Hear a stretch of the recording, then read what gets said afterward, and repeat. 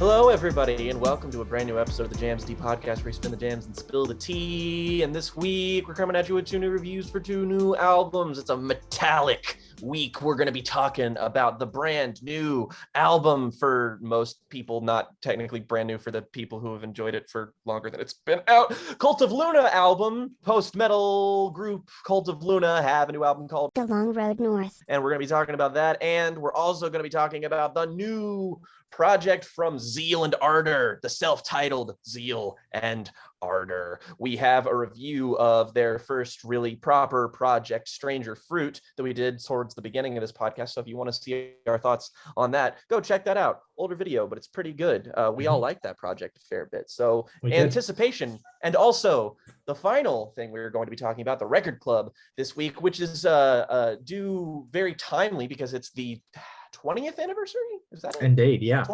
20th anniversary of Boards of Canada's GeoGaddy. We're going to be talking that. Riley's Record Club this week is on this little album. We have shockingly never talked about Boards of Canada on this podcast. Yeah, I think it's just kind of been a matter of waiting for the right moment, or the right occasion. But I think GeoGaddy turns 20 this month, has already turned 20.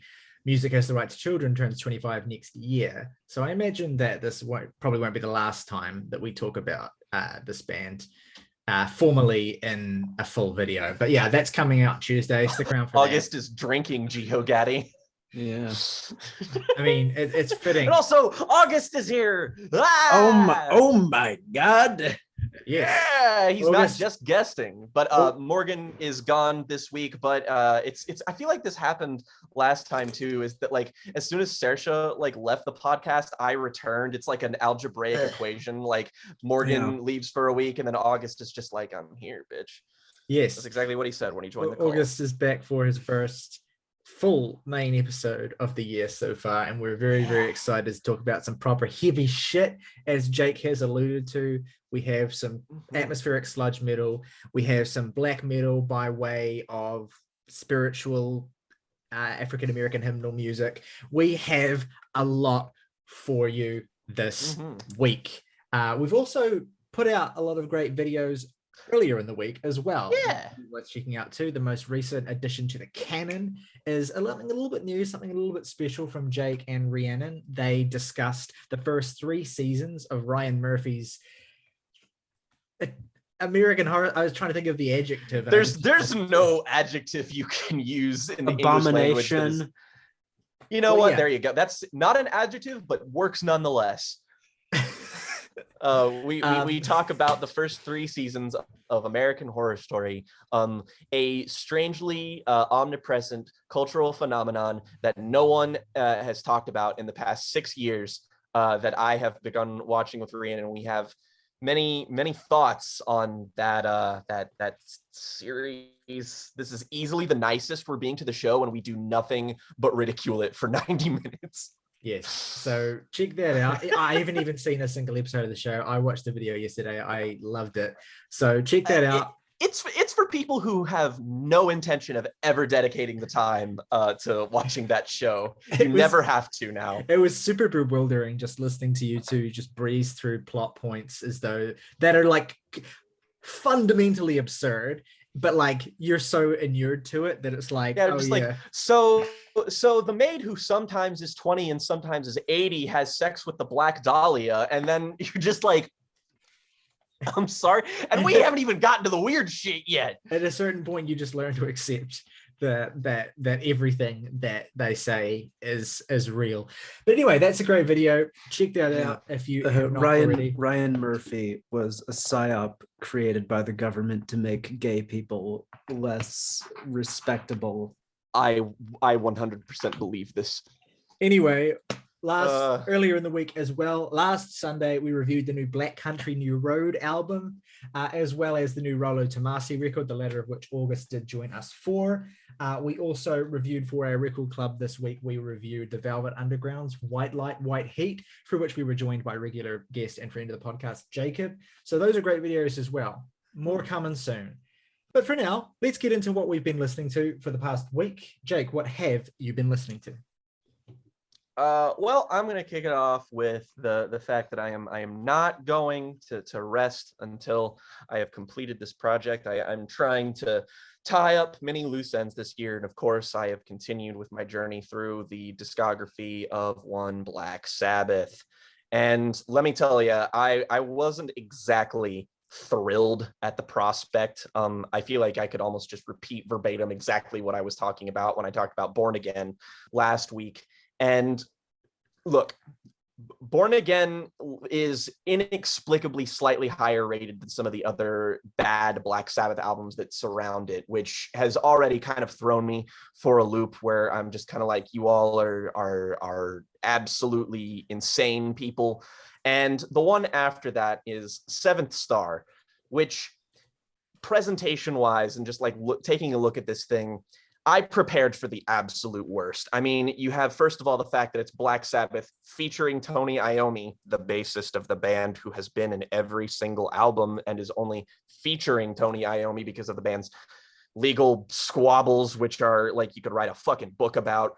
And the album cover, which is just, boy, it's sure something. It's fun. It's a nice little thing. And the fact that it has the second lowest rating on Rate Your Music, a bewilderingly low 2.76, only topped by the notoriously awful Forbidden. So I just pulled back and I was like, look, the one thing this has going for it right now is the fact that it is like 36 minutes long. I'm working a shift, just going to put this on. And I enjoyed it. See, the thing is, and you know, I'm not even... I can't even put this on me. It's just that if you think that Born Again is better than this, no, you don't. You're an idiot. Stop it. Fuck you. You're wrong. Look, this is by no means a great record. This is barely even like a worthwhile album. That said, first of all, it sounds great. I mean, not even like comparatively, it's just like the mix on this is just really strong. It just sounds like a really nice, good heavy metal record. And there isn't any of the sort of half measure-y kind of experimentation that the other albums post Golden Era Sabbath are trying to hit at, where they're like, maybe we should try and do blues rock. Maybe we should try and do a Steely Dan thing. Maybe we should try and do progressive rock. And they just kind of fail at all those things. Here, it's just, no, they're just doing heavy metal. And you listen to it, and the biggest thing this album has going against it is the fact that the weaker parts are the really, really insufferably cheesy power ballads.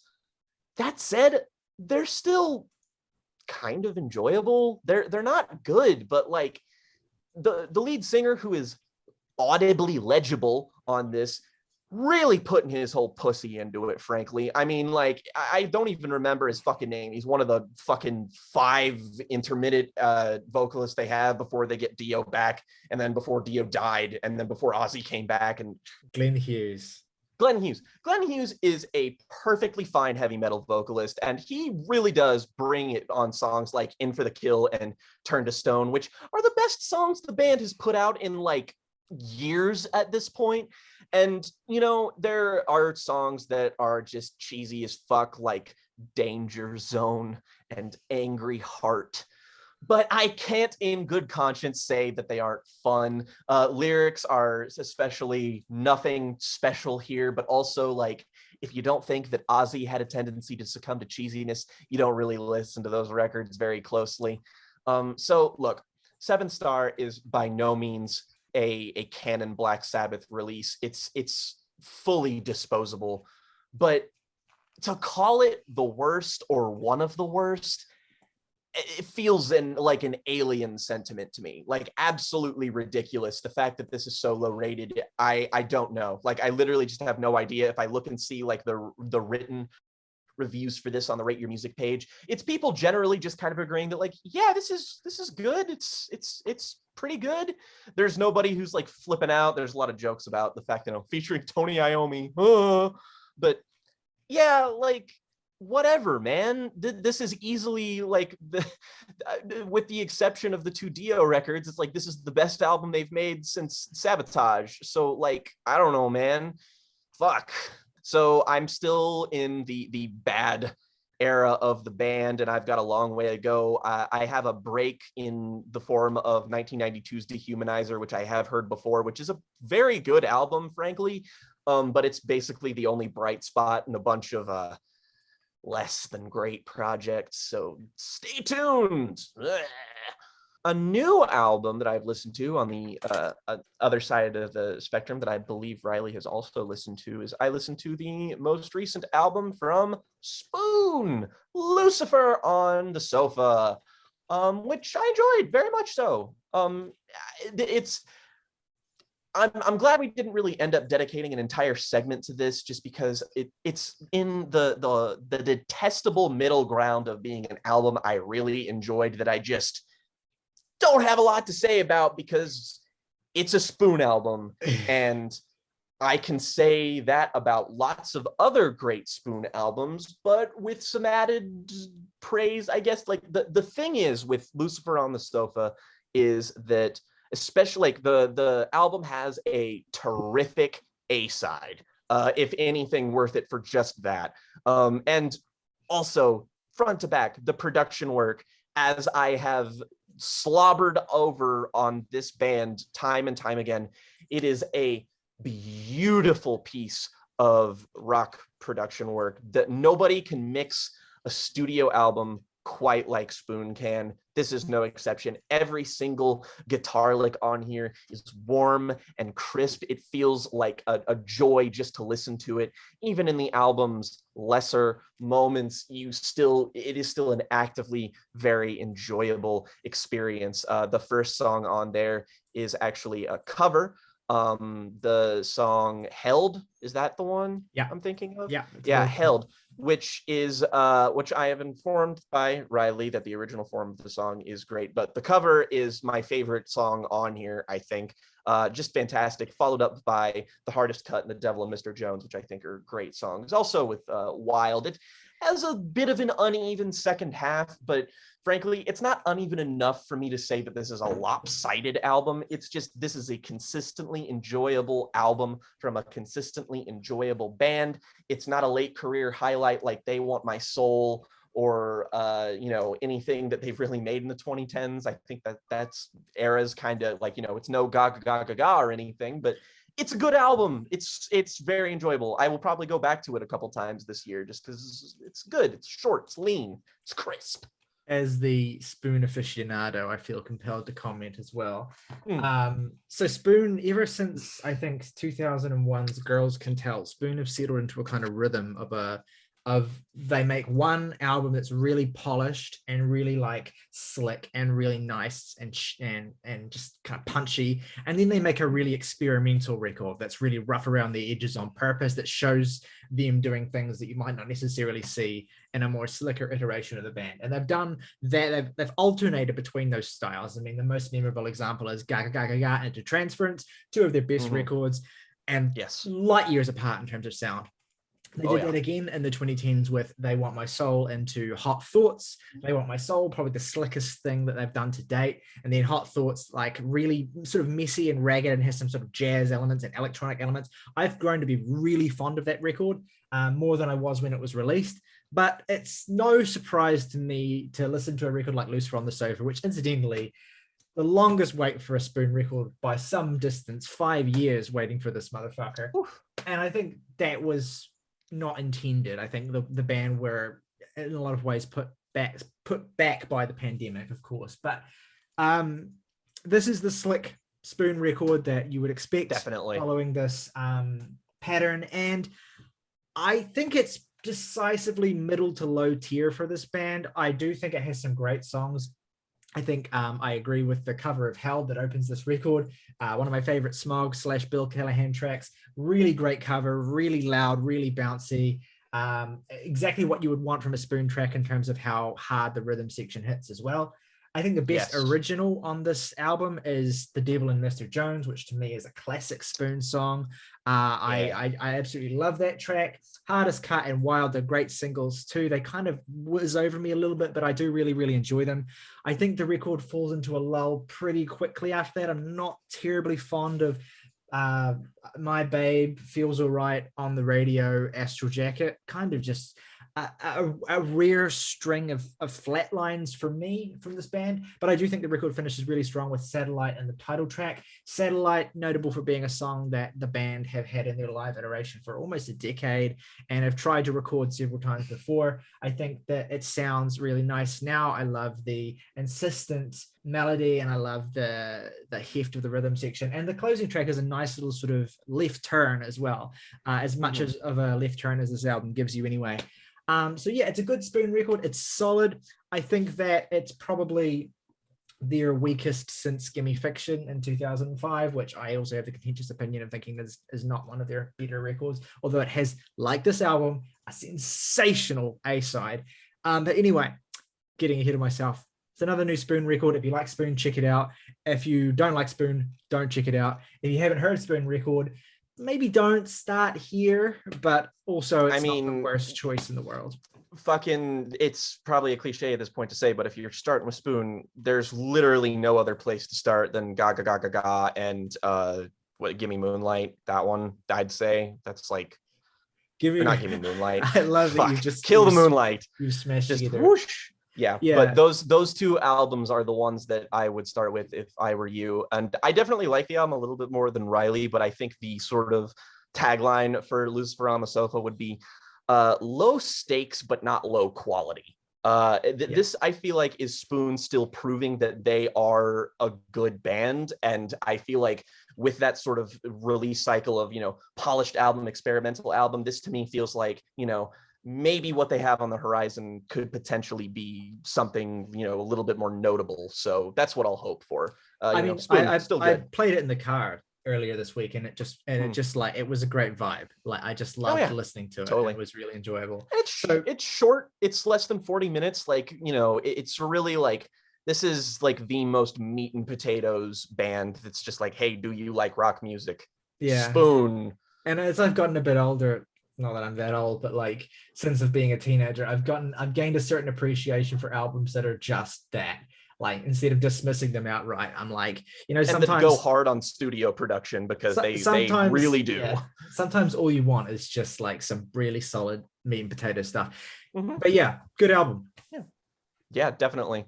To close off, two little things. One is a new album from progressive thrash metal band Voivod, legendary act at this point. They have a new album out called Synchro Anarchy. Yes, and not to disappoint metal purists out there or anything, but I've just never gotten Voivod. Like even a lot of their classic albums are like, there's a lot of interesting things happening on them. It's just that there's always a distinct weakness for me that the album's production doesn't give it the heft that it needs to support its own weight, the fact that the kind of like, I granted there's a lot of classic Voivod albums that I just haven't heard yet. I've heard like, I've much preferred when bands of this ilk cover Voivod songs, because that's like the genius I see it. Like the Imperial Triumphant album that came out in 2020 that I talked about a lot. It's one of my favorite albums of that year. Have a Voivod cover on that album, and it's fucking spectacular. And it just goes to show that fundamentally this is a band that I think has potential. And I'm like, maybe with modern production, this band can really grab me. And they don't really on Synchro Anarchy, and that's for two reasons.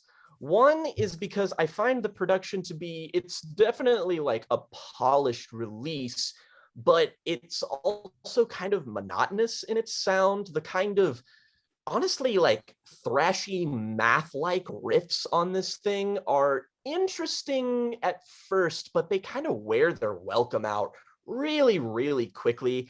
And also, this is unfortunately in addition to the pantheon of albums, metal albums that we've talked about on this podcast that are very preoccupied with the state of the modern world. And, you get lyrics about how the pixels, man. And I'm just like, really? Can we please stop this? I've had to deal with metal albums doing this since 2020, and every time it happens, a little part of me dies a little bit more. It happened with that Exodus album last year, and it did with this, and it's admittedly the esotericism of their lyrics drapes the man yelling at cloud vibe that this album overwhelmingly contains.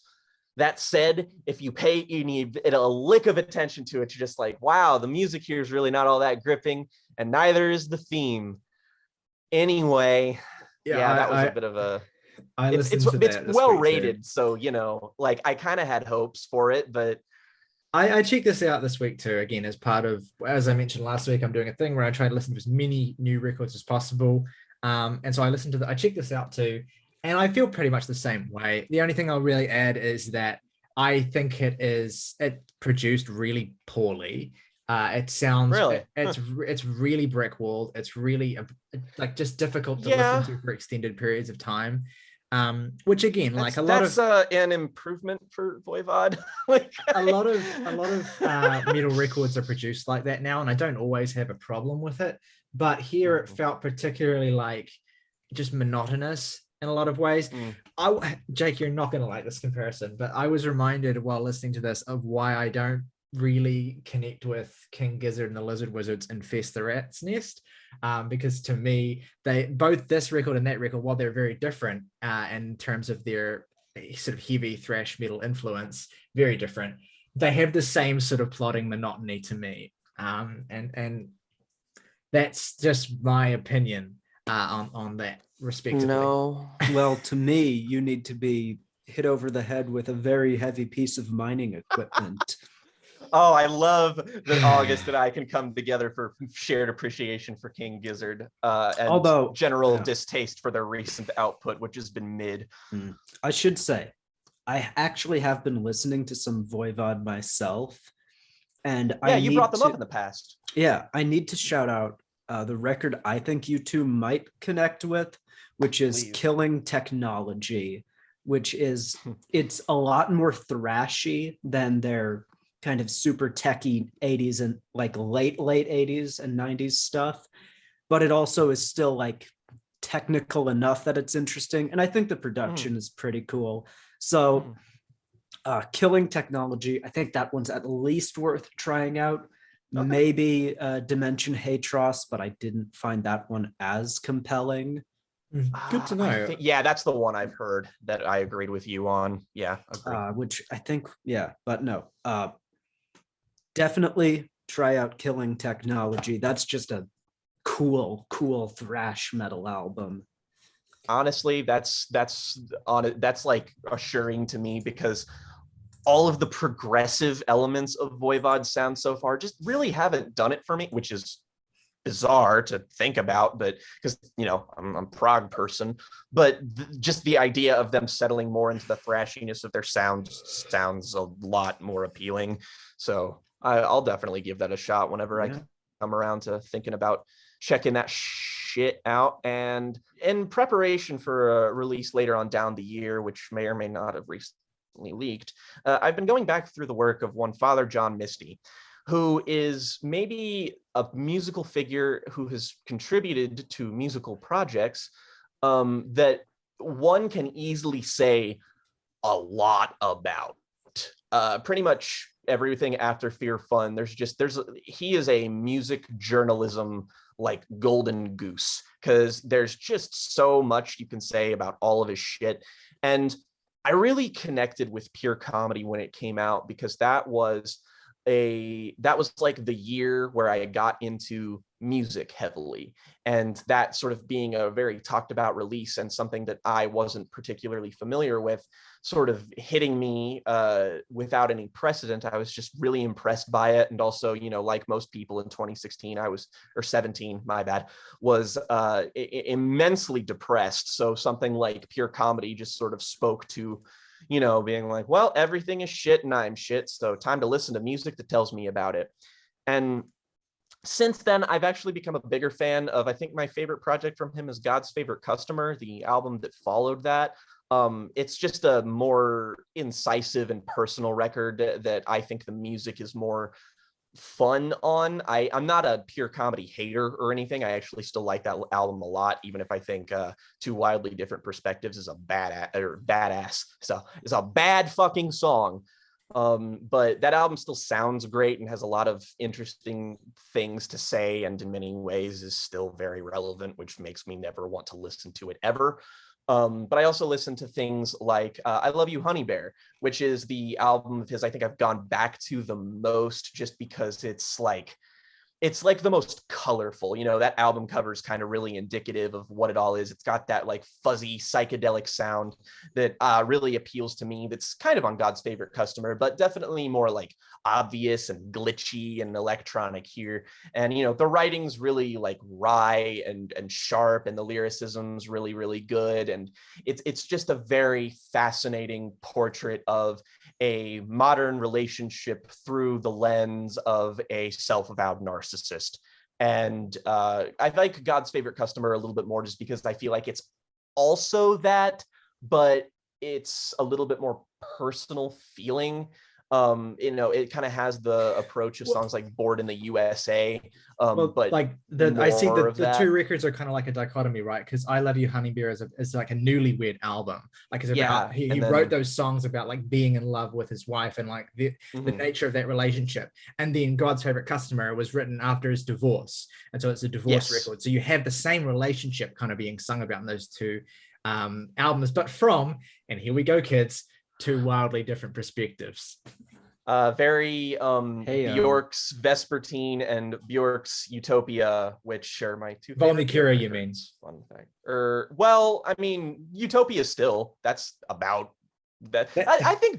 I feel like Volnicura is more about like the fracturing that leads to divorce, and Utopia is like post-divorce. Like that's the one I feel is more associated with that process, I guess. You know what Björk, I should say. You know what Björk called Utopia in the press release before that album came out? Oh yeah, her like Tinder album or something. Yeah. I mean, like it's an anachronous thing to hear Björk say.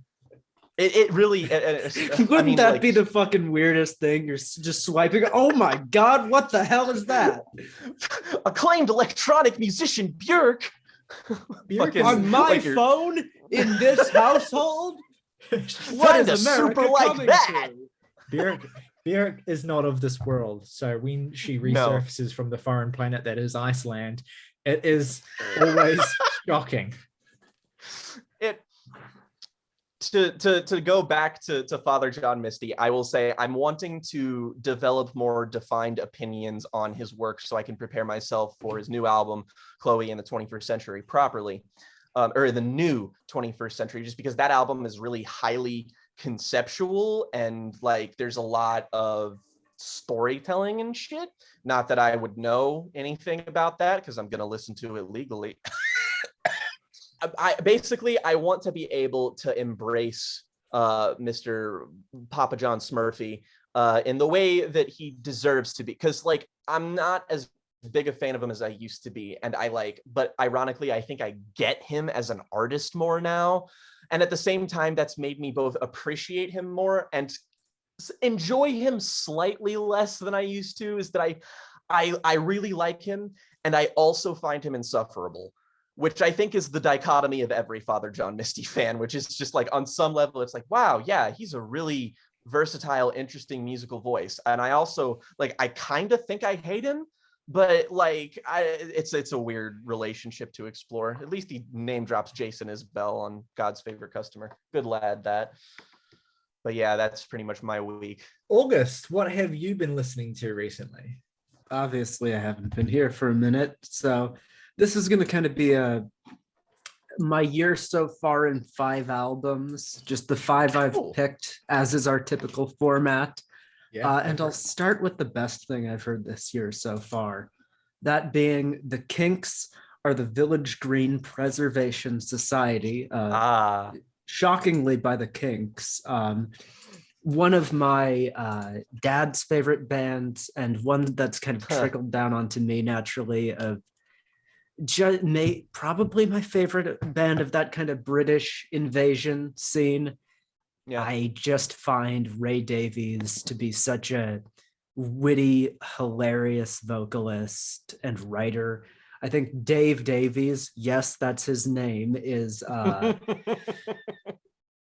ridiculously amazing guitarist who has influences in both like pop and heavy metal. And like the thing that's so cool about the Kinks is that they are fucking heavy. They can write some just borderline hard rock heavy metal tunes when they need to. And this album is kind of considered their magnum opus conceptually. Got a lot of Ray's typical musings about the kind of way, the disillusionment of the present and yearning for the past and he writes about it in a really touching, kind of pretty way, and also a very witty and humorous way. This album has a ton of great songs, like the opener, like just the A side goes insane, and then the B side goes insane also. Even the songs where you can tell they're like that Ray has spoken about not being terribly satisfied with, you can see like this really beautiful emotional core to a lot of the music. It's just a phenomenal 60s pop album, 60s pop rock album, however you want to classify it particularly. Gets a huge recommendation from me. I've been listening to more from them recently, but I've needed an excuse to finally listen to this album because I've heard the two that are immediately preceding it. And just different, and this is a classic, so I have no excuse for not having heard it. The only comment I want to make, fans, please apply. Well, yeah, I know. It's the title track is very memorably used in Hot Fuzz, but the Edgar Wright uses his songs in a ton of his movies. He's a fan. Like Starstruck is used in Last Night in Soho, regrettably, but hey, there's got to be something good about that movie. The only comment I want to make, having not heard this record, is that I find the song title "Phenomenal Cat" to be mildly amusing. This cat's just phenomenal. It's me looking at my good girl, phenomenal cat. It's a cute little song, admittedly. Yeah. All right, so that's nice. Let's keep up with the train of poppy, interesting, poppy, accessible albums, and we'll talk about "I Hate God, Take As Needed for Pain." This is a sludge metal album, and the best way to describe it is, it sounds like the lead singer is like in a mental ward. Oh my god! Coping with the throes of withdrawal. That's what he sounds like when he's singing. Some of these song titles. Yep. Oh boy. Can we get a reading? Yeah. Let's do this. No, I can. No, We've got Sister Fucker, Part 1. Oh, it's a multiple part suite. There's the let's White talk fella. about White fella. No, it's called White Neighbor on streaming. Right. Oh. But you Which get is what the original track list titles is.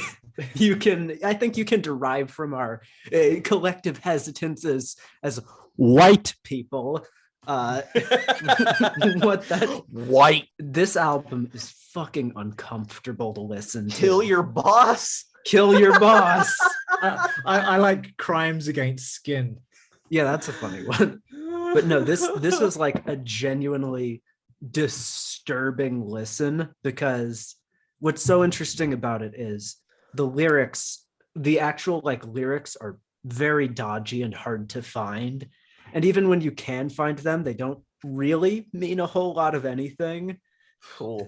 This is an album you could convince me was just like the insane ramblings of someone going through like heroin withdrawal, put over the top, and like screaming in agony, put over the top of just the doomiest and like riffiest, also like some great riffs in here, sludge metal ever. And it's so like uncomfortable and hard to listen to.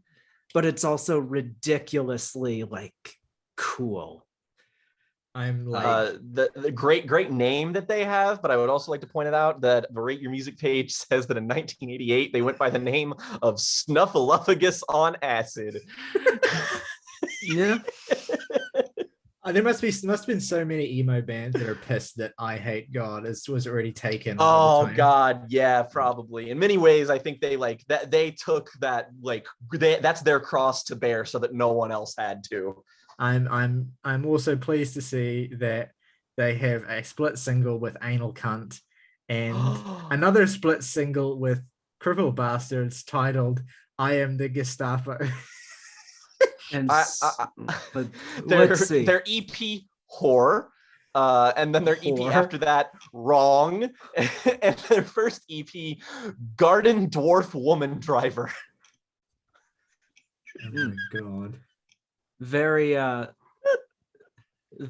amicable, pleasant gentleman, I'm sure. Oh yeah. All right, so enough with that. Let's talk about Chavez. Chavez are a post hardcore kind of math rock, noise rock band, notably fronted by legendary session guitarist Matthew Sweeney. Oh, cool. And I listened to their record Gone Glimmering, which has a track called Break Up Your Band, which has a fucking hilarious music video. First off, it's like the band playing in the back of a men's strip club. And like an audience is just filled with like moms, and it's fucking hilarious. It's a hilarious video. But like the actual like rock elements of this are just awesome. Like it is just a throttling, gripping album.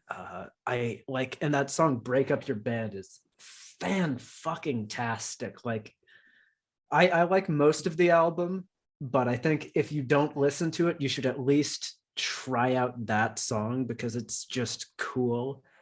The lyrics are pretty vague to the whole project, but there's definitely a clear sense of this idea of like the old replacing the new and understanding where you are in the grander scheme of culture. And that element of it I find really kind of touching and beautiful. Very good album. I will be listening. And also just Sweeney is just one of the greatest indie rock guitarists ever. So like, and this is him. Listen to him. This is him at full force, just doing his thing. You know, for the 90s, he's not a bad vocalist, I will say.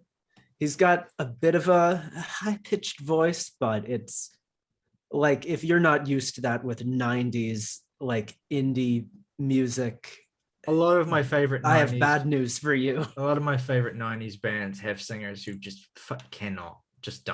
they can't carry. Well, August likes post-hardcore with a vocalist who has a high-pitched singing voice and esoteric lyrics. No. What? All right, so let's talk about prank calls, particularly Longmont Potion Castle. Longmont Potion Castle is a notorious and anonymous man who has been doing these like surrealist prank calls for like upwards of like 4 decades now, since the 80s. And I listened to his record 9, and I kind of listened to it over a day because it's basically just a record of prank calls. But this is fucking hilarious. Okay, this is my kind of surrealist weird humor. Like there's tracks like Clown Motel, where he calls a clown motel and just like he's like, I got a bunch of weights, I need to bring in my weights. And it's look, you just have to listen to this. Like you don't have to listen to his whole albums because they're not terribly cohesive. It's fucking prank phone calls, that's it. But the joy of it is like there's shit like I gotta shout out some like fucking Nash, Neighborly Melange, are just like ridiculous thing. It's just something you have to experience. And it's like what I would do if I were doing like prank phone call shit. So if you gel with my humor, I think you might like these.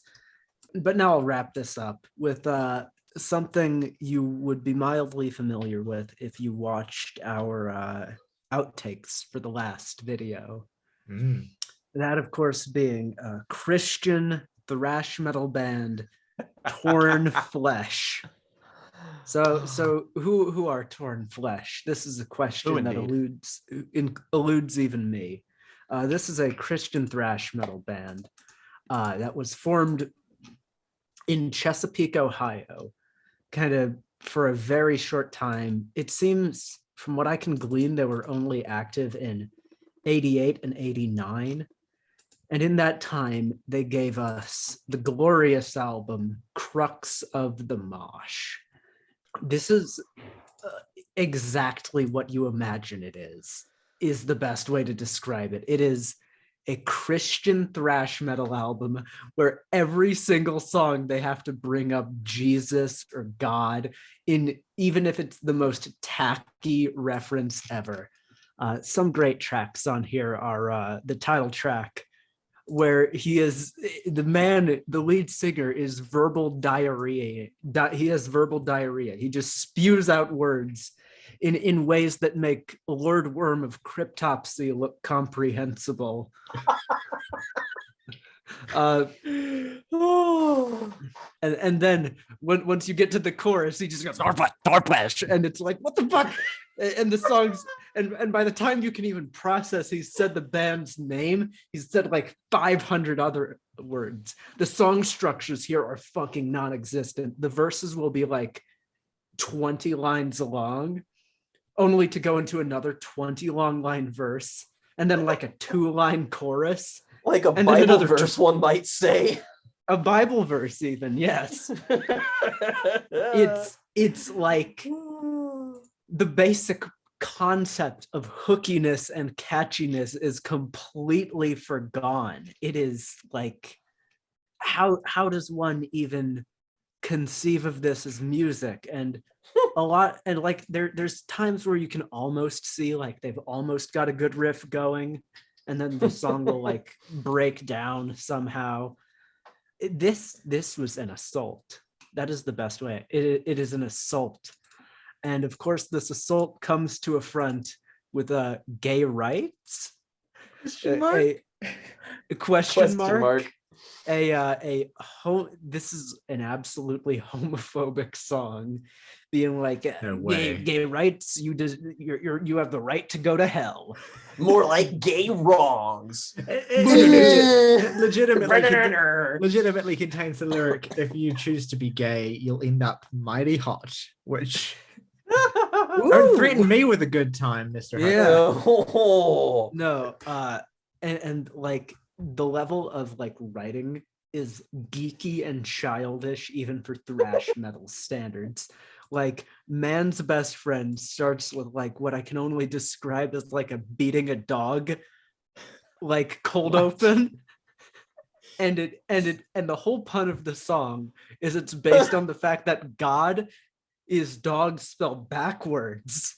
So man, real intellectual shit, man. Somebody can I introduce you to my third veteran on the phone?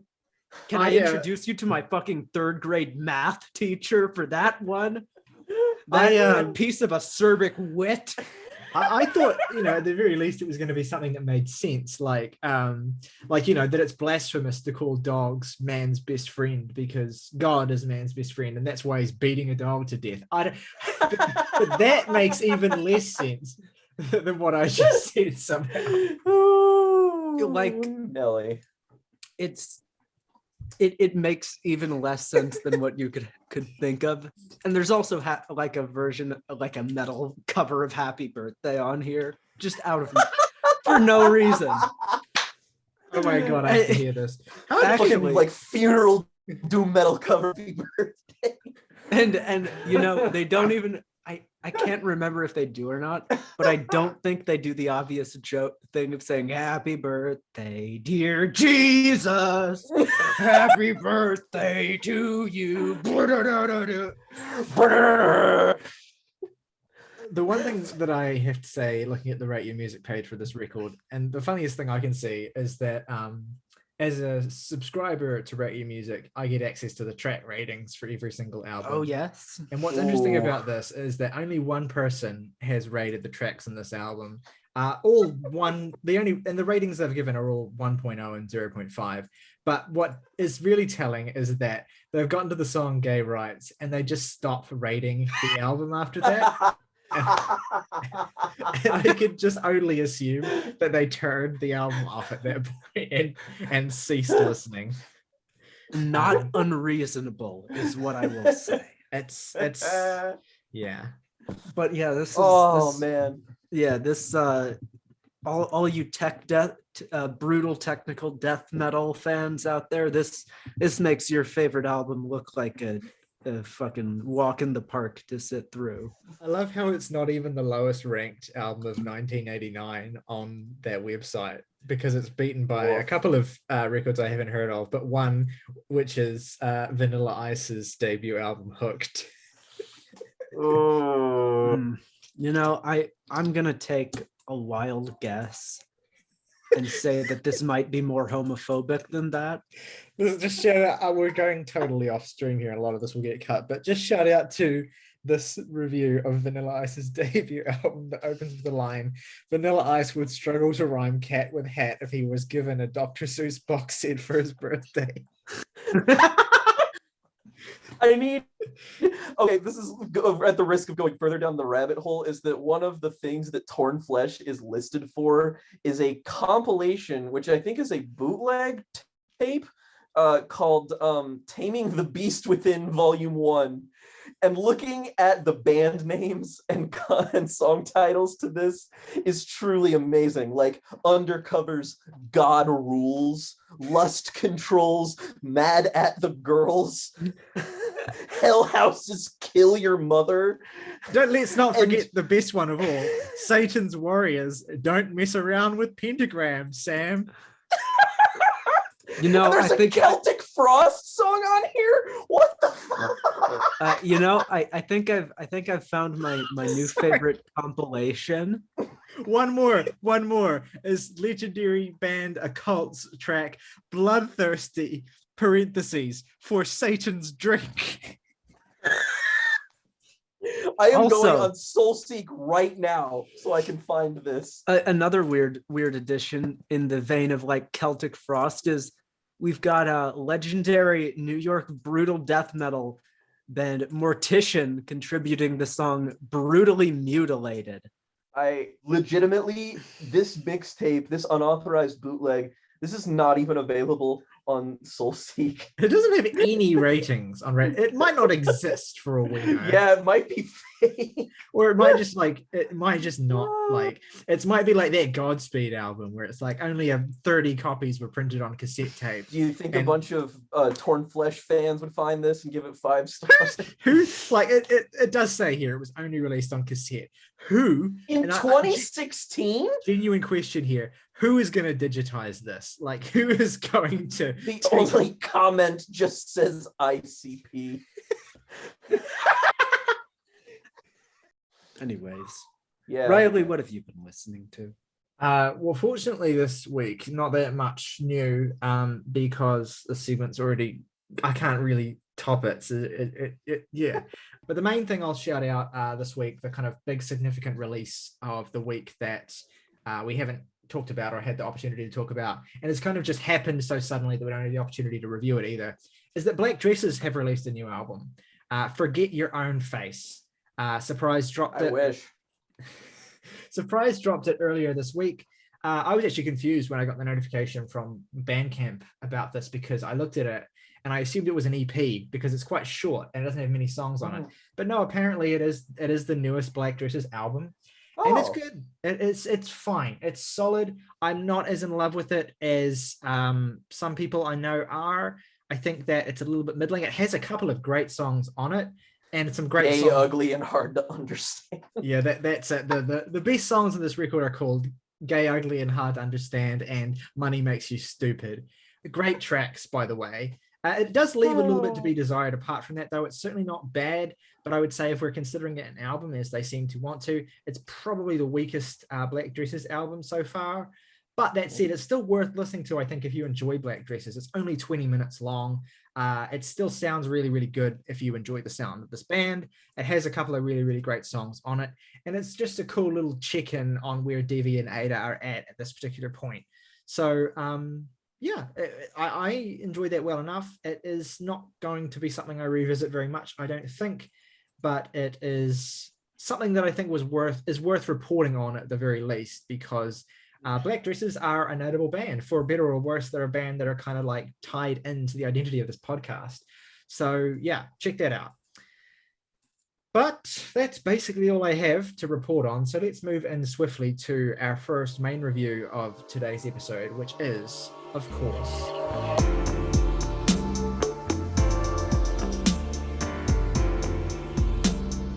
the new Cult of Luna album, The Long Road North. Now, Cult of Luna are a Swedish atmospheric sludge metal, post-metal band. They've always been a band that I think have been on my list. I can't speak for Jake or Morgan, but they've always been a band who I've been aware of. I think they did a split with Deaf Heaven at some point. I was kind of aware of their name. They've been brought up in conversations alongside bands like ISIS, who are my kind of, or at least were my favorite post-metal band. But Cult of Luna, they might have a shot at overtaking that. I mean, this is a band that have a number of seminal releases across the last 20 odd years, and I'm still really on the precipice of diving into their work. I did listen to their most recent record before the new one, A Dawn to Fear, in the past couple of weeks as well, which did I. Jake did as well, I know that. But the Long Road North, I think for both of us, was the introduction to this band. And so we should say, and I'm sure for August as well, who I don't think has listened to any of the other records, we should say for anyone who's watching who's a fan of this band, we're coming at this review of Cult of Luna as people who are essentially introduced to this band with this album. So we can't speak on how their sound has evolved, although I plan to dig deeper and may report on that in subsequent episodes. But this immediately stood out because it actually leaked a few weeks early. We listened to the leak. Apologies to the band or fans of the band who are listening who might not have wanted us to do that, but we listened to the leak, purchased the album on Bandcamp. Happy to do that because, spoiler alert, I think this album is fucking fantastic. It is really it's the first great metal record of 2022, I think. And I've listened to a good fucking number of them now. And it's just by far and away the best metal record of the year so far. It is absolutely colossal. The sound of this thing is huge, titanic. It is intense production-wise. It's mixed incredibly heavily and loudly. It reverberates, it rattles, it absolutely just burns its way through your headphones. It left quite the impression on me the first time that I heard it. I was immediately struck. And it has only gotten stronger and stronger the more that I've listened to it. I'll talk a little bit more in a minute, but I would love to hear from you guys on what your experience was checking this out and your initial impressions of the band and of this album. I remember the album immediately before this was pretty big in 2020, I want to say. Dawn to Fear, yeah. Dawn to Fear, yeah. That had some pretty big hype behind it. We didn't get around to it, but my initial impressions going into this was just like atmospheric sludge metal, cool. I'm down for it, and I think the record I got was interesting, intriguing even. I think what this album does best is just riffage, because really, and this is maybe a result of us all just listening to this kind of crap constantly, is that I think if you were newer to metal, you might just find this abrasive and like bleh. But really paying attention to it and giving it the time, you can really see how just structured and tight these songs are, even with their expense of like 12 10-minute run times. what's really apparent about this group is that they've got a good sense for just like the things that make metal fun. And even though they're operating in a very kind of not mainstream version of metal, they're still incorporating a lot of that just hooky riffage. When you really delve into the middle of this album and you get tracks like An Offering to the Wild, and you just seep into the main like riff of that song, and you hear that primordially like caveman brain, just great riff. It's so fun. And I just find that part of it what's so like instinctually fun, that they can take these more like traditionally exciting elements of metal and blend them with also that slower, more darker atmospheric stuff. And that synthesis is what's really fascinating and unique about this group. It's something they accentuate as well with the inclusion of Colin Stetson, the famous saxophonist on this record, who contributes to An Offering to the Wild. Which is my favorite song on the record, I think, although it's close between that and the opening track. But Cold Burn is phenomenal. But what I love about what Colin does on Offering to the Wild is that if you listen to Colin's solo records, and I've actually been very tempted to do a record club on one of them at some point, maybe I will. He's an incredibly unique and idiosyncratic performer in terms of his saxophone work, but he's also able to mold the textural sounds that he can draw out of his saxophone to fit the purpose of whatever kind of atmosphere or emotional vibe that he's going for.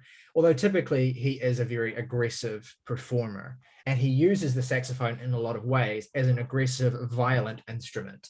I mean, shout out to the metal band that he was in 2017 who put out an album, XI, they were called. Great metal band, great album. But incorporating him here on a post-metal, sludge metal track as a really, really inspired creative partnership, because he doesn't steal the show. You could even miss that he's there entirely if you're getting so taken away by the waves of sound. But that's kind of the point. He's adding this extra sort of wave of texture to the intensity of this track, and it gives this flavor to it that makes it feel so unique and so powerful. And the songs that he's not on don't suffer for that lack of texture either, because the band themselves are able to bring forth that with the really great guitar interplay, the really great use of atmospheric, heavy effects as well. There's just a lot about this album that's both enrapturing in a pure like lost in the soundscape type of way, but also like really hard hitting and a quite sort of percussive and intense way too.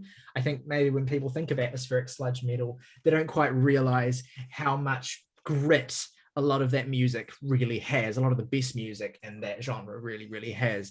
And Cult of Luna, even if this isn't the most original Cult of Luna album, even if I think that Adorn to Fear is probably a little bit better and a little bit harder hitting overall than this, it's still a really, really great showcase for how this band can employ these different aspects of intensity, both atmospheric and in terms of that pummeling metallic sound, and bring them together into a space that is just so thick and full of immense fervor. Earlier, I said that I had listened to this a couple of weeks ago and that I loved it, and that it was like the first properly great release of the year that I had listened to. And yeah, I mean, I stand by pretty much everything I said. As somebody who's, I mean, like, I've been listening to post metal and sludge metal since my musical inception. So I like to think that even though I don't have the biggest or longest experience with the band, that what I have to say at least counts for a little bit of something. I, like Riley, checked out A Dawn to Fear because of this album, and do actually slightly prefer that album. I think that in terms of like, neither one of these records are structurally loose or anything, but A Dawn to Fear is just like airtight. That thing is, in terms of the construction of its sort of riffage crescendos that it builds to, and just the tonality of the guitars on that album, and the way it like really leans into post rock, that what's most important about bands like Cult of Luna is how effectively they can sort of harness the emotionality of their music, because a lot of post metal and sludge metal like this that's focused on being big or titanic threatens to kind of be monotone and come across as being maybe a bit distant, maybe an exercise more in technicality than it is in like, true artistic immersion. I think is that like the current modern landscape of music has led these bands that have come from, the late 2000s and early 2010s, bands that would do well on sites like Sputnik Music and stuff, then kind of we're living in a great time for bands like that, where they can, every 2-3 years just kind of pump out this kind of Opus level album that is like more or less par for course for them. But like Cult of Luna are a band who've been working for so long and doing what they've been doing for so long that this to me feels like, that they're so good at what they do that this is them simultaneously like on autopilot, but their autopilot is just better than everybody else's. Also, Colin Stetson, love whenever he shows up on here. Lead vocalist for the band, Johannes Persson, has an absolutely harrowing vocal presence on both of the records that I've heard from this band. This one especially, he is absolutely like not even shrieking. His sort of howling vocals just really add a very serrated edge to this already incredibly, I don't even think it's like abrasive per se, but it's definitely something that doubles up on the studio production elements to make this band sound as loud as they possibly can. And it's not to say that like, it does have that sort of caveman brain appeal that August alluded to, but it also has like, this is a record, and A Dawn to Fear, records that you really, post-metal in general demands a lot of patience. And I don't think these albums are really any different than that. I think that for the kind of album that they are, they're actually quite immediate. But still, if something that you're not into the tension dispersals, that kind of element of this, I mean, something like the, Neo Swans records are really into doing, this is probably not your bag. It's not as consistently throttling as something like last year's newest Panopticon album, but what it does instead is it really kind of goes for a direction that, in my opinion, actually the tonality of this album is very akin to Agalloch. There's a lot of wintry sounds on this. You get the impression that the sort of like the cool thing about the two albums I've listened to is that they really paint a vivid mental picture of a story or a narrative. In A Dawn to Fear, it feels like they're channeling the band's name very vividly, and that it feels occult-like in A Dawn to Fear, and that like you really feel like something is being built up, and then this like hellish apocalypse get unleashed on the middle through that record. Whereas here, this kind of feels like Ashes Against the Grain, and that you're following like a group of like Viking soldiers through the winter, and their, the adventure that ensues from that. And it's this hellish, dark, laden with like spiritualism that Colin Stetson kind of helps provide, but also on sort of left-wing tracks that come like the first like Beyond One, which introduces a really interesting female vocal presence onto the track, which is, really pretty, really cool. And I also, my favorite track on here is probably Into the Night, just because there's sort of three main kind of songs on here. There's the ones like the opener, Cold Burn, which have these really, really defined digressions and structure that really focused on, build, crescendo, really satisfying stuff. The more experimental ventures, like something like Beyond or Beyond 2, or the just straight up build, and then the final third of the song is just like nothing but this hellish fucking breakdown. Into the Night, maybe my favorite example of which. Also the Silver Arc, which is a song that just burns full throttle, start to finish, does not give you a single moment to breathe. Incredibly claustrophobic, but without diminishing any of the instrumental presences on this album.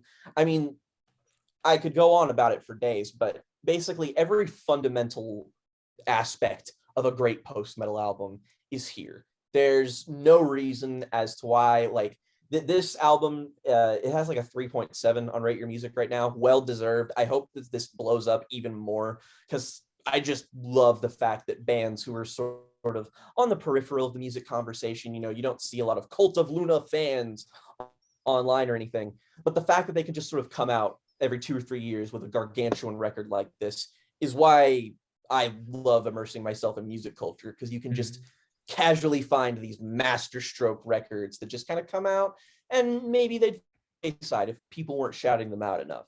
Yeah. Also worth noting as well, in terms of like public reception, every album that they've put out since The Beyond, which I think is their sophomore record, has either a 4 or higher on Sputnik Music, which is no surprise. Long Road North and Dawn to Fear both are sitting on a cozy 4.1, which is, I think, pretty deserved.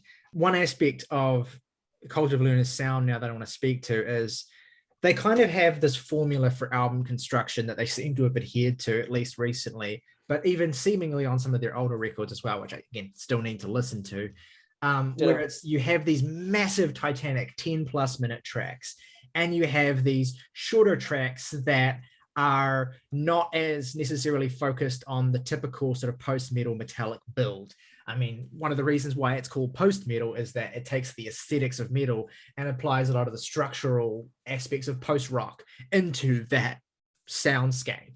And so you need to have these long tracks. I mean, this is the foundation of bands like Isis, like Neurosis, like Pelican, is these just hefty, huge pieces. Well. Yeah, exactly.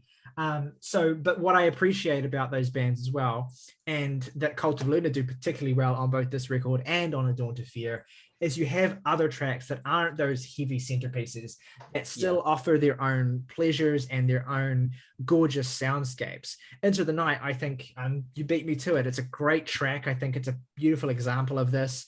The best example I've heard so far is actually on their previous record, the song We Feel the End, which is like such a left turn on that album, but it's so good. It's so beautiful. And so Cult of Luna are great at doing that sort of thing.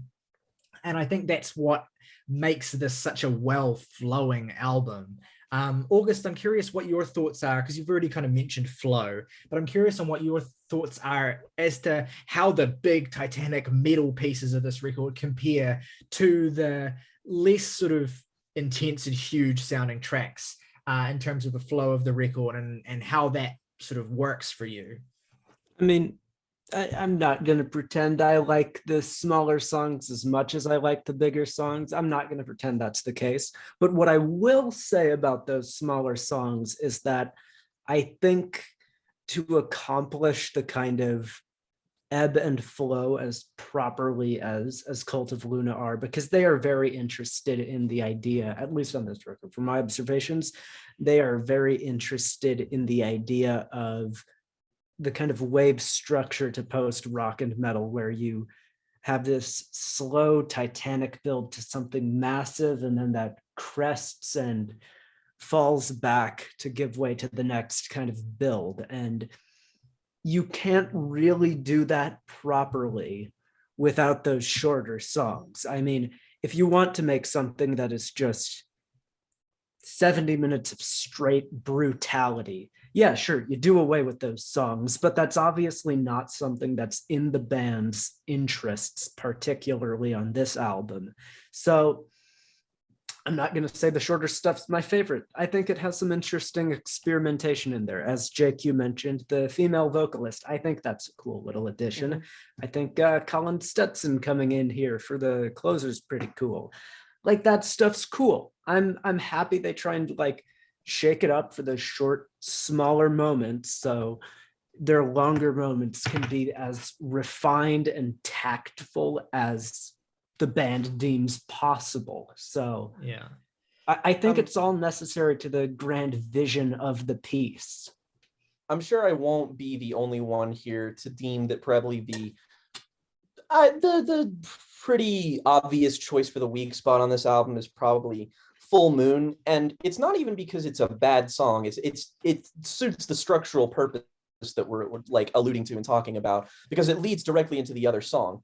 My qualm with Full Moon is really that it, as its own song, it reaches it's really kind of repetitive and slow, and then it reaches its own very kind of like big climax climax and then kind of stops afterward, and then the song that it's supposed to build into comes, and it just doesn't really feel like a vital point on the album like Beyond One does. Like Beyond One, definitely not like one of my favorite songs on here, but it adds that cool texture that August is talking about, and I really like that, just because, you know, that's not in the band's interest. They want to create something more holistic. They want to be a little bit more measured, and you're going to get those Titanic riffs that you come for, but just interspersed with something that makes it a little bit easier to digest and a little bit more texturally fascinating. I mean, Riley said that Deaf Heaven they might have done like a split EP or something with them.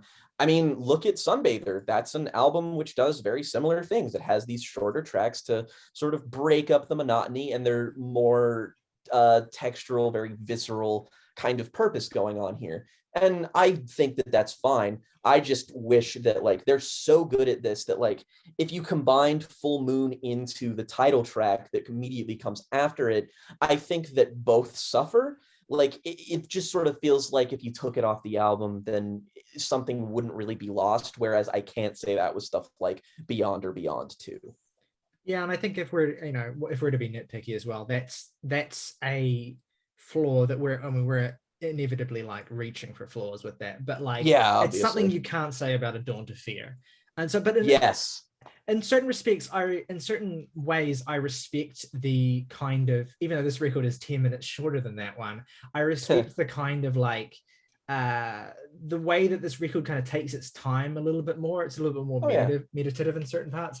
One thing I forgot to mention is that I've heaped praise on Colin Stetson's guest appearances, but the female vocalist on track 3, Beyond One, Mariam Wallington, is actually the lead vocalist of the legendary Swedish big band, experimental big band free jazz outfit, the Fire Orchestra, who I checked out some of their music this week. They're a fucking amazing band.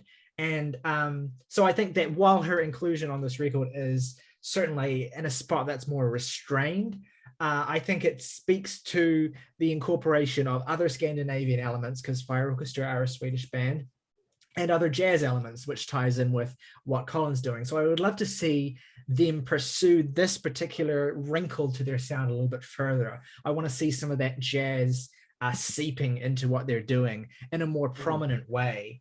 I think that seems to be the logical next step from this album, as I see it. One thing that's interesting, Jake, you brought up Agalloch, and that really made a couple of things click into place for me with how the feel of this record, which is that I remember when we did our last Great Jams and Tea music quiz, one of the questions was, which city is Agalloch from? And like you had two cities that were in like Sweden, Denmark, whatever, and you had the actual answer, which was Portland, Oregon. They're an American band, but they have that sort of wintry Scandinavian feel that you get evoked in a lot of post-metal. But of course, Cult of Luna being an actually Scandinavian band, whether or not it's reflected in the sound in the same way that it is with Agalloch, you get that perception coming through, you get that feel coming through a lot more strongly, or at least you get the feeling that it's trying to be channeled more strongly. And I do get that impression of that kind of landscape, of that kind of environment when I listen to this record. And the lyrics as well, which I didn't look super into, and I don't think are super vital, but they do kind of accentuate this kind of organic, rough, natural landscape and toiling through this kind of Sisyphean task of existence, I guess. But anyway, I think it's a really great record. I think it's really, really awesome. I think it's an easy highlight standout for metal this year so far. I'm really, really excited to keep digging into Cult of Luna. And me too. And I'm putting it out here now so we can maybe refer to it later in the year, but the call is out for a metal record to top this. Do it. You won't. You're scared. You won't. All right.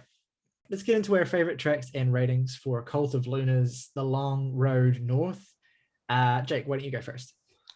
Well, favorite track on here is Into the Night, closely followed by, got a shout out to Beyond 2 and probably the opener Cold Burn. Also shout out to Blood Upon Stone. Wish that could have made the top 3 because that one's also fantastic. Least favorite is, Full Moon. But I give this album an 8.5. Favorite songs on here. opener Cold Burn, pretty cool. An Offering to the Wild, also pretty cool. And you know what? I'll give it up for the title track, The Long Road North, also really cool. Yeah, least favorite, Full Moon. And yeah, gets a 7 out of 10 from me. Pretty good. Alrighty, Morgan has provided his favorite tracks and ratings as well. Morgan's favorites are Cold Burn, Blood Upon Stone, and Beyond One. Morgan's least favorite is Full Moon, and Morgan gives the album an 8 out of 10. As for me, my favorite tracks are Cold Burn, An Offering to the Wild, and Blood Upon Stone.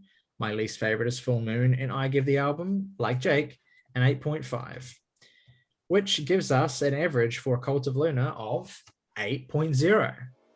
All right, let's move into our second review of the day, which is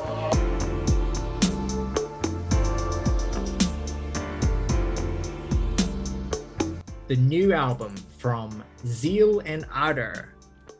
Zeal and Ardor. So what's immediately notable about this is that this is the second self-titled release from Zeal and Ardor. Their initial, I think, demo tape or initial sort of album was also self-titled as well. And you actually get a couple of songs on that record that are either re-recorded or interpolated on this new record, which I think is interesting. But discounting that, because Zeal and Ardor's proper sort of debut was 2016's Devil Is Fine. This is the third studio record proper from this outfit, which is based in New York, but is kind of a Swiss American black metal by way of spiritual, by way of blues rock outfit, run by one Mr. Manuel Gagné. I probably butchered that. That's how I was going to pronounce it. So Mr. Ganges River. But anyway, real ones remember, back in the very early days of the podcast, one of the first Record Club episodes that we did in our Record Club series was on the last Zeal and Ardor record, 2018's Stranger Fruit.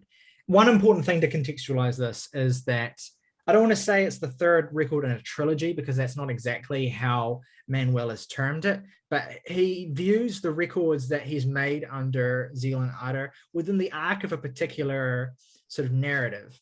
And the whole reason this project was started was to approach a particular idea, which is, what if American slaves during the pre-Civil War era had turned to Satan instead of God? So the debut album, in Manuel's words, Devil Is Fine, was about life in captivity as a slave. Stranger Fruit, which we talked about, is about escaping from those shackles. And then this record supposedly is about the existence that comes after, the kind of bloodlust of this sort of satanic worship mixed with the kind of vengeance motive as well. And so you have, like you'll be used to if you've heard any Zeal and Ardor before, some really fucking intense and heavy shit musically and thematically. But what's great about Zeal and Ardor and what Manuel does is that while there is this heft to it, it's surprisingly catchy and accessible as well. And Jake, I think since you are the person who was first really attracted to this project and put it on the rest of our radars, I think it's only appropriate to turn to you at this point to give sort of further context to what this record is compared to Stranger Fruit, how it sounds to you, and what your overall thoughts are. Well, obviously, this was one of my most anticipated releases of the year. Not even just because I was a fan of Zeal and Ardor. We kind of touched upon in our previous, that record club a long time ago, that I think it actually might be a point that you specifically made, Riley, is that it's just like once you sort of take into the account the enormity of an album like Stranger Fruit and how holistic and just well-shaped and well-conceived all of the conceptual elements, theme-wise, musically, that it's just difficult to imagine where a musical project like Zeal and Ardor can go beyond something like that, just because their sound is, of course, very eclectic. You have that initial draw of, slave spirituals and blues combined with black metal, which is just, not something that people do. I mean, its closest cousin sonically is probably, in fact, Panopticon, and even then, not really comparable in their approaches to sound. So the interesting thing about this was immediately, like, between this And Stranger Fruit, there was an EP they put out. I can't remember the name of it. Wake of It a was Nation. Wake of a Nation. It combined a lot of spoken word elements. It's not really like a first and foremost musical project, but it was very topical because of, the environment in which it was released in. You can kind of tell what the album's talking about. And to go off of Manuel's words precisely, is that sort of he sees them as sort of a narrative arc.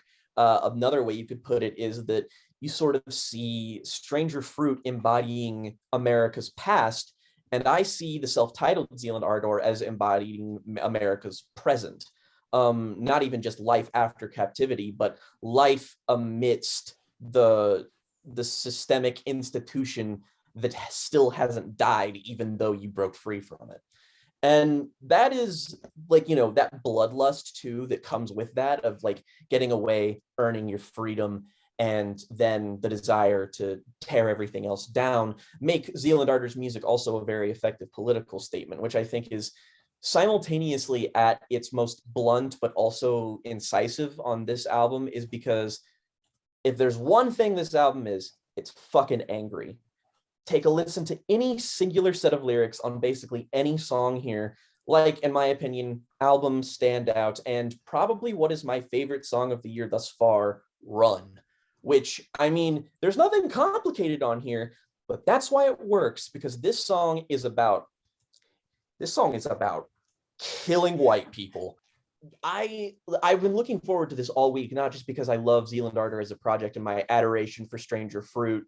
I own the purple vinyl right over there, but because this, beyond the shadow of a doubt, proves that Zeal and Ardor have lasting potential, in that this is an album that, while I would not even remotely place it on the same level as Stranger Fruit, feels more like a proof of concept that this isn't just something that Manuel took as sort of a challenge to make perfect and then be done with, that there can be something else sort of eked out of this musical project. And while you have Stranger Fruit, which is this really holistic, really flowing, really cohesive statement that's just perfectly formed, in my opinion, one of my most listened to albums of that year, this, on the other hand, could not be further from it.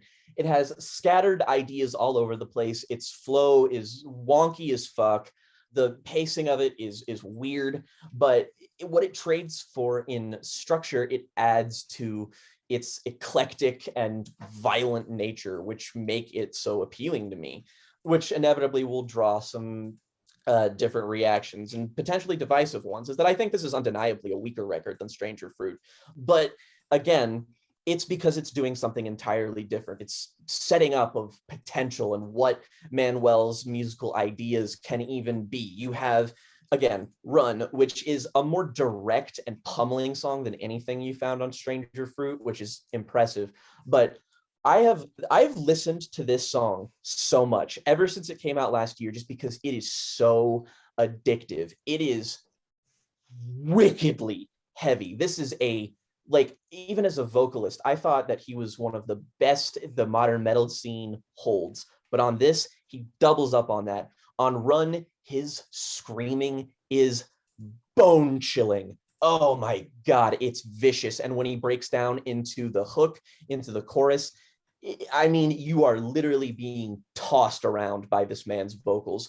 And one of my favorite moments in music this year so far is it sort of escapes, like, the structure of the song evades putting in the chorus after the first verse, sort of builds to a false start, then goes into another verse, then you get the chorus, and it's enormous. And then at the very end, you go back into it on the chorus repeat. And right before the breakdown, there are these three little electronic hits. You just hear boom, boom, boom. And then it explodes. And oh my God, it's so fun. It's so fun. And it's so cathartic. The fucking lyricism here of just being like, it reminds me of when the poster for Alien Covenant came out, and all it had was a picture of the Xenomorph's head and the word Run beneath it. And I was like, that is the most badass shit ever. That's this song. It is harrowing, and I love it. And the same could be said for other tracks on here, like the again notable album standout for me, Gotterdammerung, which incorporates, again, obviously the usage of other language here, but also combines that sort of electronic tinge, the artificiality of this band's sound that's been here since Devil is Fine, and incorporating it and synthesizing it into a way that makes it, like on Stranger Fruit, the electronic elements were more used for interludes, were more used for breathing space. Whereas here, they complement the heavy moments just as strongly. And it makes and manifests into some of the catchiest songwriting and most deliberate and pointed hooks this band has ever done. Stuff like Death to the Holy is also in that exact same vein, or Erase, Feed the Machine, Church Burns. All of these songs are laden with things that make this simultaneously accessible and a complete diversion from what this band was doing before. You have songs like Golden Lyre, which are just full-on blues rock, but with the titanic black metal drums that come in and give this song a spectacularly awesome finish, and just an exploration of what it means to feel, I feel, at least from my interpretation anyway, is what it kind of feels like to be an angry Black person in America right now, which I think is really embodied on a song like Church Burns, which is, renouncing the thing that you held on to for so long and then going back to and fucking destroying it, despite the fact that, ghosts of people he's killed are coming back to haunt him. All these tiny little narratives are condensed within these songs, just kind of like Stranger Fruit did. And it leads to that through line being maybe the most cohesive part of the album. And while sonically, this could almost be frustratingly eclectic at times, that's also kind of the biggest strength of it. You get songs on here like Immersion, which again, my biggest comparison to is fucking Death Heaven, which sounds nothing like anything this band has made before, or even shit like fucking Bow or Hold Your Head Low or the final two instrumentals. Or this is Manuel cementing his place in modern heavy music as one of the most interesting and diverse musical presences, and just kind of saying fuck it to any notion of cohesiveness or whatever. Everything is whiplash inducing, everything is severe, everything is burning white hot. These guitars are more shrill and dissonant than they've ever sounded. And while it makes it difficult to sort of sell in an easy way, this is an immensely pleasing project, not because it fulfills the admittedly lofty and somewhat unrealistic expectations I might have had, but it proves to me that this is a band 5 years from now is going to be making music that feels this experimental and this vital, and generally this fun, this pummeling. You don't get black metal that's this heavy, but also this catchy in any avenue of music right now. And yeah, I mean, I could unload endless thoughts about every song here. This has been an album that's been so easy to spin, just like their last one, that I've been, I have pretty defined thoughts on each song, but I'm, the Zeal and Ardor fanboy. And I can imagine that this decidedly more risky album and jagged and shaggy album probably doesn't have the weight that maybe Stranger Fruit did with other people, but still, I think it's undeniably an incredibly unique experience that I have a blast with. I think the singularity of this band in the modern metal scene is definitely something to note.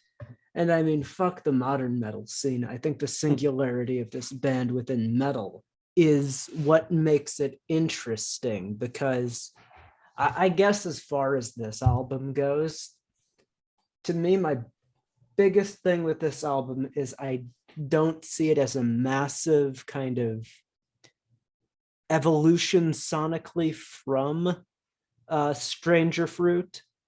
I don't see it as like this great leap forward or this great leap backward. I think it's in about the same place.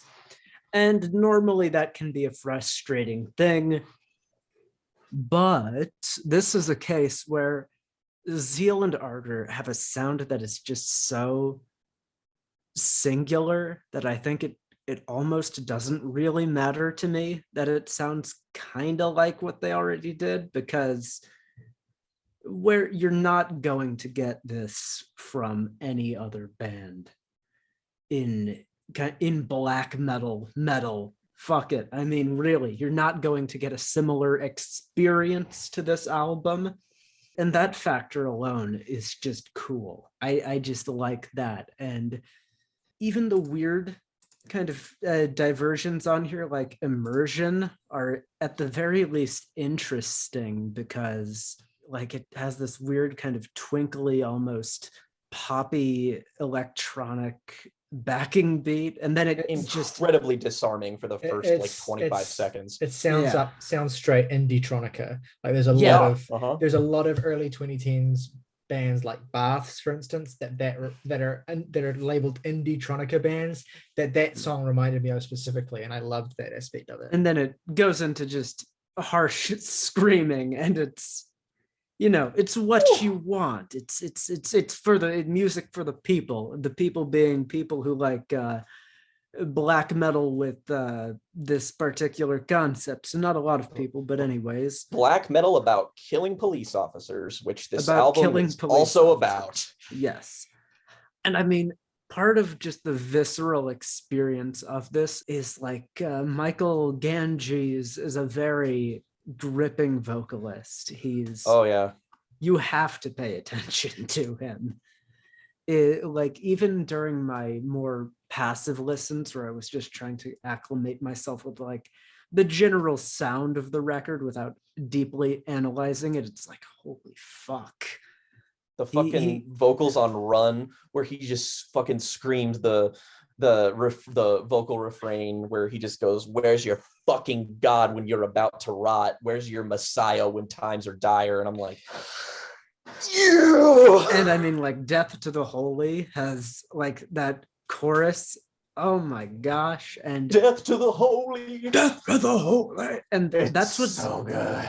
It's like it's so interesting, because I almost see like more poppy kind of radio friendly structures being implemented into this album, as like even more than on Stranger Fruit. And it almost feels like something where it's designed to piss off the true black metal fans. Yeah. Well, yeah, absolutely. There's a lot Absolutely. that's really subversive about the sound. We talked about the obvious point there is the combination of black metal sounds and sort of spiritual, like gospel sounds that would you know, in theory, kind of like offend the sensibilities of both of the stereotypical groups of people who make those kinds of music.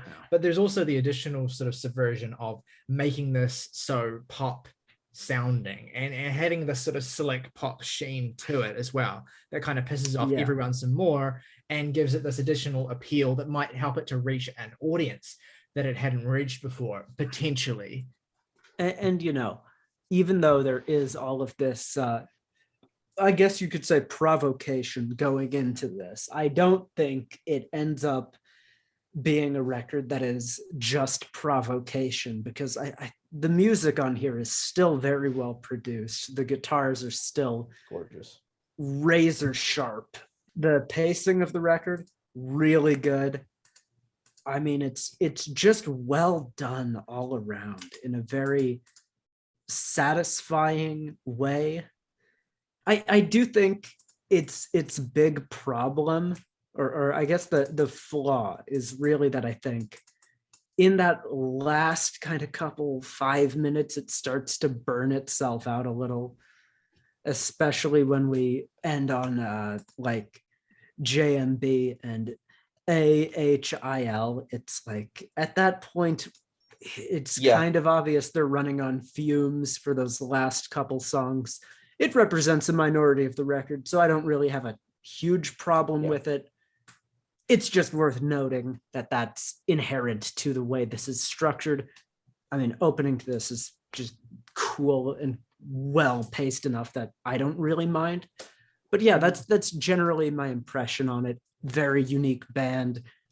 I think now that the band has firmly established themselves and proven themselves great at this niche within a niche, I really want to see them up their sonic ambition just a wee bit, because as it is, they're still great, they're still cool. Just want that tiny bit extra to really push them over into the canon of truly and consistently amazing metal bands. So that's where they stand for me right now.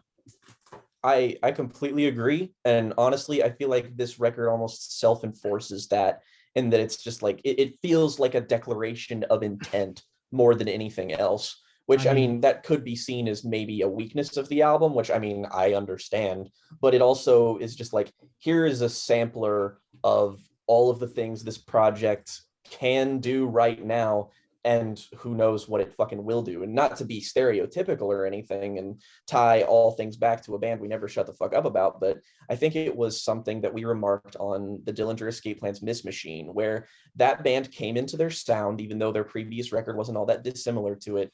They came into their sound and they made it more accessible, but instead of making it more accessible and by definition replaceable, this becomes more accessible and more unique, whereas accessibility is often tied in with, you know, homogeny, which this album is anything but, which is, again, that's why it's cool.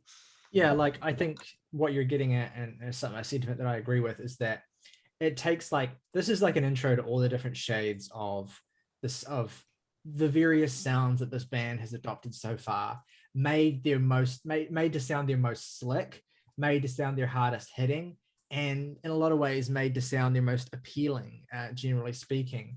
I think that while I think this album is by its own very nature more scattershot than Stranger Fruit, again, like I'm not as bothered by that as maybe I would have been even at the time where we reviewed that. Like I like that this album exists in the form that it does. I like that this album is kind of as scattershot as it is, because it stays consistently exciting and expressive. I do think the counter to this is that there are some songs that don't feel as fully developed as others. Like some songs I don't really care for as much. Like I'm kind of losing it a bit with Bow and Feed the Machine, which are not bad, but they kind of feel like wheel spinning. I actually like the weird sort of bizarro last couple of tracks, but they do feel like they're a bit strangely positioned to end the record. That said, there are other moments on this record that I absolutely love. I will co-sign the sentiment that the most quote unquote experimental or unusual track here, Immersion, is a really, really strong effort that comes together beautifully from the indie-tronica elements that it begins with to the place where it ends up. It's just sounds gorgeous, and I really, really enjoy it. I like the decision to open the record with a title track that, again, I think is a re-record of a song on their original demo tape. It gives you a sense of, here we have come this far as a project. We've done all these different things, and here we are going to present them to you in this newly refined and exciting format that's harder hitting than ever.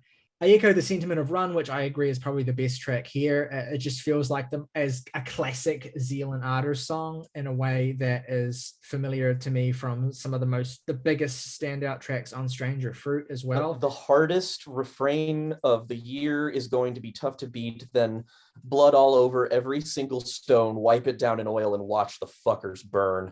Yeah. The righteous fury there is again, it's part of the appeal of this act. I like also the moments where you get, again, as I talked about, you get various visions of different ways that the band can manifest this sound. It's not necessarily always about breaking your door down. Those moments like Run and like Gotterdammerung are fantastic, but I like the moments where the band take time to indulge in textures that don't stray dramatically from where they are in other places of the record, but just give you an extra flavor of what they can do. Reading on the track notes that Manuel provided to Apple Music for each song on this record, you can hear some of what he speaks of as Ennio Morricone influence on Golden Liar. That song has a thicker sort of atmosphere and a weight to it that I really, really appreciate, as well as just being, again, one of the more catchy moments on the record. Erase has these fantastic sort of modal choices and musical arrangement decisions that make it a really unique track and a really memorable track on the record. It has a kind of jazzy element to it, which I really, really like. Other moments on the record where that shows up as well in songs like Hold Your Head Low and Church Burns Too. Hold Your Head Low, Manuel has spoken about being specifically him ripping off Opeth. in terms of the guitar compositions of this track, which is really, really funny. And I just saw that and I thought, well, you can see why this act is targeted, why we're such... Spiritually, this has so much in common with Opeth too. Like, I can't believe I never made that comparison before. Yeah. There's a lot of those influences that come through in Zeal and Ardor's music explain, I think, why they're so jams in T-core. Manuel spoke as well about trying to channel Deftones and the atmospheric sound of a track like I Caught You, which is another sort of mid-record highlight for me. I want to share Morgan's comment on this because he couldn't be here, but he said that the intro to this track reminded him of Saint Anger, the song. Listening to them both back to back, it is like there is a similarity there. But obviously I Caught You takes that central musical idea in a direction that is sort of much more palatable, let's just say. To my second favorite track, vying for the title of favorite track with Run, is Gotterdam Wrong, though, which again, like Run, feels like classic Zeal and Ardor, feels like a distillation of the core of what this band is all about. But it's really creative in the way that it utilizes German. Manuel sings in German on this song, and it has these evocations of Wagner as well, who of course was a famous incredible bigot, but also one of the most but also more pertinent, well, equally pertinent, because that is a pertinent fact to kind of like nodding to him here and sort of subverting what he does musically, is that as a composer, he's famous for being one of the most bombastic and sort of like of the classical composers of the last 200 years. Wagner is one of the closest to the compositional equivalent of like metal music in terms of what he does, if that makes any sense at all. Well, reclaiming that, I think, is totally in spirit with the entire project. Absolutely. Yeah, absolutely. Can't absolutely. wait for the like shitty video essay with the guy going like, ooh. I just where it's love... like Wagner proto metal ? I love the in the track notes, Manuel. I just love the casualness of this comment where he's like, I wanted to reappropriate and reclaim Wagner, even though he himself was a huge dick too. But dude wrote brilliant music. I just love how casual that is. Like, and it speaks to a sense of, there's some dead seriousness at the most intense moments of this record as well.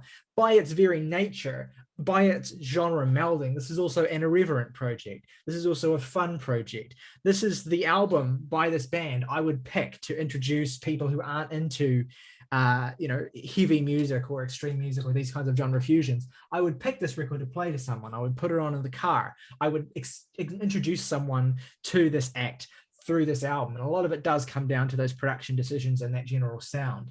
The other, in terms of uniqueness, August kind of emphasized how you really can't get this from any other project. And that's certainly true. Although ever since I first heard Zeal and Ardor, I've always been reminded of one of my other favorite weird genre fusion bands of the 2010s, which is Algiers, who fuse gospel and spiritual music with kind of like punk and a really aggressive and loud music, not metal music necessarily. So there is a distinction there, but Algiers can get really fucking loud and in your face. Their 2017 record, Underside of Power, one of my favorite albums of that year. And so I think there's a track on that is so Zeal and Ardor. I mean, hell, I honestly think you could argue that even it takes into the spirit of artists like Clipping. I would label all these together in like the world of alternative music, where all of these guys are coming together to create these combinations of things that just feel so immediately singular. And they're, also obviously people of color who are creating music that very much speaks to their own experience as well. Yeah, absolutely. I mean, the thread is there, not just in terms of like the fact that they all represent sort of transgressive artists in terms of subject matter, although that's key. But I mean, Algiers are a fusion of gospel and industrial rock, right? And so you have the industrial rock tie into Clipping there, and you have the gospel tie into Zeal and Ardor there. So there's a shared musical tradition that these artists, and I'm sure many others, are all a part of. And this is kind of its own little subgenre, regardless of the metal, regardless of the industrial. This kind of like, to use a term like protest music, I feel is too reductive, but this kind of socially minded music that is rooted in a place of systemic fury from the perspectives of the people who have been institutionally oppressed. And that is what makes the music so powerful. And the fact that it fuses these genres in really creative and interesting ways is kind of the core defining element of it. It's subversion to make this powerful political point. And yeah, I think Zeal and Ardor do it really, really well here. And I hope that this project continues to expand their audience and expand their reach. It is as good as of an effort at doing that without sacrificing the core of what's always made this band appealing as they could have done. So it gets a thumbs up from me. I don't think you're far off in calling this protest music at all. I think that actually, like, even more so than Stranger Fruit, this feels like an assembly of, you know, it's like if Rage Against the Machine was also black metal. Like, these are songs that are meant to get people fucking going. I mean, there's a couple songs on here that I would argue have almost a stadium rock influence, and I feel like that's, again, part of the intention. It's to get people pissed and angry and energized. And this album, if it has any advantage over the previous one, is that it taps into the catharsis and anger even better for me. So that's certainly something too. Hell yeah. Favorite tracks and ratings then for Zeal and Ardor. Zeal and Ardor. Let's go reverse this time. I'll go first. My favorite tracks on the album are going to be Run, Gotterdammerung, and I will shout out Erase as my third pick. Least favorite on the album is probably Bow, and I'm going to give the album a 6.5. All right, so for me, you know what, I'll just go with the 3-track Run of Run, Death to the Holy, and Immersion. Fuck. And the least favorite's a little difficult. I might say like something like, I guess, JMB, Jamboree, whatever. Anyway, I believe that actually stands for Jazz Metal Blues. I read that somewhere. Really interesting. Anyway, it's a 7 out of 10 also. Right. Good album. I'll just Good read album. out. I'll just read out Morgan's ratings as well, since he did provide those for this as well. And he just would also echo the sentiment that it is a bit sort of unfocused compared to Stranger Fruit, but has a lot of bangers on it. Morgan really enjoyed the industrial tinged elements and hopes that the band build on those in the future, which is a sentiment I probably echo as well. Anyway, Morgan's favorite tracks are Death to the Holy, Run, and Gotterdammerung. Morgan's least favorite is AHIL, and Morgan gives it a 7. Well, my favorite song on here, as said, is Run. Close second place is going to be Gotterdammerung. And third, really hard between the songs I've given this particular score to, but I'm going to give it to some love to the really unique I Caught You, which is definitely one of the biggest left hooks this album throws and lands spectacularly, in my opinion. And least favorite, I'm going to echo the sentiment of August here, in that I don't think ending on 2 instrumentals is inherently a bad idea. But for me, it does kill the pace of the record and leads the relatively underwhelming JMB to stand out a little bit more. I feel like if you closed with maybe just one of these and then put the other one at a spot in the track list that maybe needs a dilution of energy or something, just improve that structure a tiny little bit, and that solves a bit of my issues with this. But nonetheless, JMB is still, I think, a pretty enjoyable track, and I give the album an 8 out of 10. All right, so that gives us an average of 7.1 for Zeal and Ardor's Zeal and Ardor.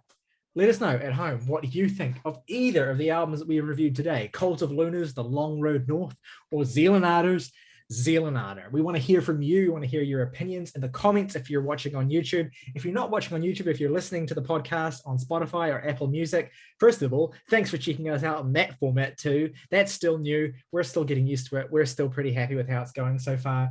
But I will put an option in the Spotify comment box for you to give your opinion. But if you want to come and leave us a comment on the YouTube page as well, that would be super appreciated. If you enjoyed the video, it would mean a lot to us if you'd give it a like on the YouTube page. If you're on streaming, if you'd give it a 5-star rate and review, that helps us too. If you enjoy what we do, follow the channel on YouTube, hit subscribe if you have not already. That means a lot to us as well. That really helps us. All of these things have helped us a lot. If you want to go above and beyond, and if you really like what we do and you want to show your token of your appreciation, on our YouTube page, you can hit the join button. And for just $1 a month, you can support the channel. You can have your name featured in the title crawl of every episode of this podcast on this YouTube channel. Plus, as well as that, you can get priority comment response. And if you want to give us a recommendation and you're a member of the Jams and Tea family, then your recommendation goes to the top of the pile. So that's all there is to it. August. Okay. All right, as always, folks, rock over London, rock on Chicago. Google, don't be evil.